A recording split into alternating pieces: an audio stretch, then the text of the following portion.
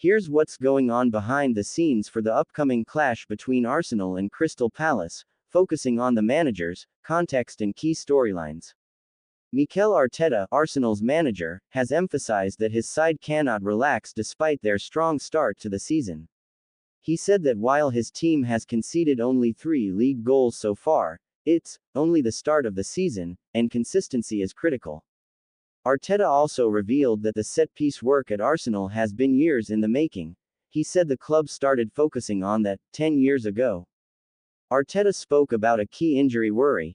Defender Gabriel Magalhaes picked up a knock in the recent Champions League game and has not fully trained ahead of this fixture. On the Crystal Palace side, their manager Oliver Glasner, assuming he's still in charge, is aware of the challenge they face.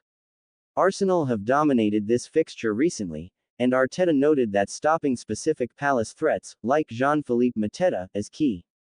Arsenal are chasing a 7th straight win in all competitions. Arteta said the margins are small at this level and his team must be alert and urgent. Crystal Palace will have extra emotional stakes.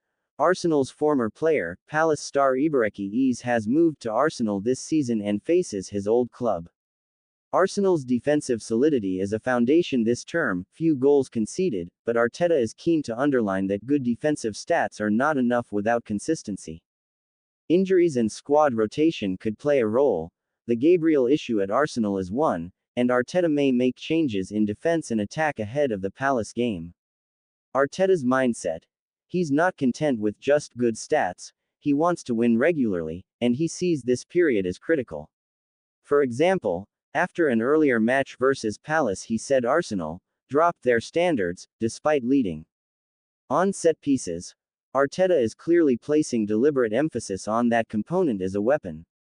Palace under Glasner, our current manager, will likely set up to frustrate, defend well, and hit on transitions. Arsenal will need to break them down and avoid lapses. Arteta noted that the Eagles have very clear intentions of how they want to attack. If you like, I can pull statistical trends for both managers, how they fare against each other, home, away records, etc., ahead of this match. Now there has been a bit of rumoring going on that really, the club we have to watch out for is Chelsea, with their strange financial processes and outreaching arms traveling in multiple directions.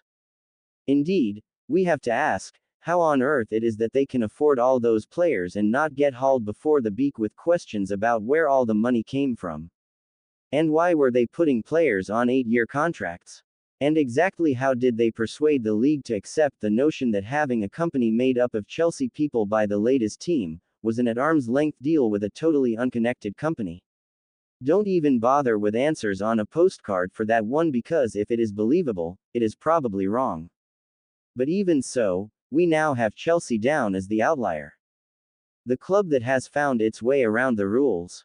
A club that can in fact suggest that playing football is actually only a secondary concern for them, coming as it does a long way after the money-making issue of player trading.